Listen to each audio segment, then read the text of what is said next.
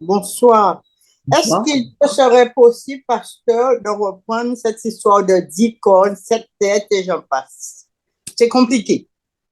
Alors, il va falloir que je vais répondre, hein, mais tu dois prendre le livre de la Genèse, les chapitres que nous avons cités, Genèse 30, 29, 30, jusqu'à 35, et Dieu te parle d'une famille.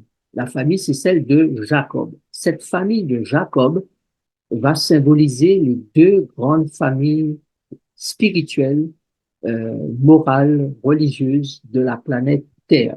Ceux qui marchent selon la chair et ceux qui marchent selon l'esprit. On a noté que tous ceux qui marchent selon la chair, ce sont ils sont symbolisés par les enfants de Léa, qui sont des enfants que Jacob a eus avec une femme qui n'était pas censée être sa femme, donc il a couché avec Léa parce qu'il a été trompé et il a eu 10 enfants avec Léa et avec les servantes de Léa. Donc, vous avez le chiffre 10 représente les 10 têtes, les 10 enfants, l'humanité dans la symbolique de enfants nés de la prostitution. D'accord? Ça, c'est le chiffre 10, enfants nés de la prostitution.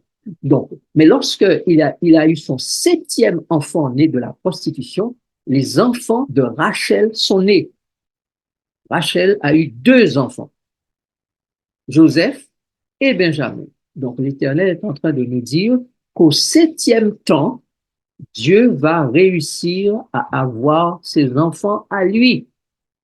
Donc jusqu'au sixième millénaire, septième millénaire, voire septième millénaire, le diable est encore en activité et se donne des enfants de la chair.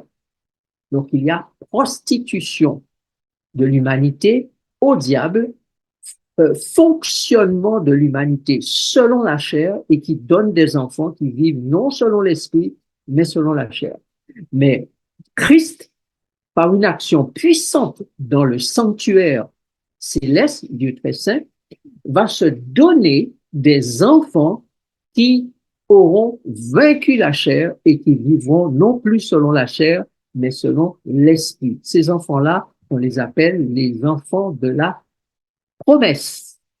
Donc, les enfants de la promesse viennent donc à la fin du sixième millénaire, septième millénaire, parce que c'est à ce moment-là que Rachel a eu ses deux enfants, d'accord?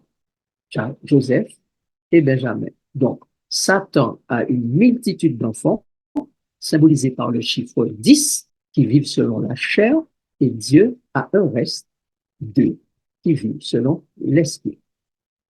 Est-ce que c'est plus clair maintenant? Oui, je te remercie. C'est plus clair.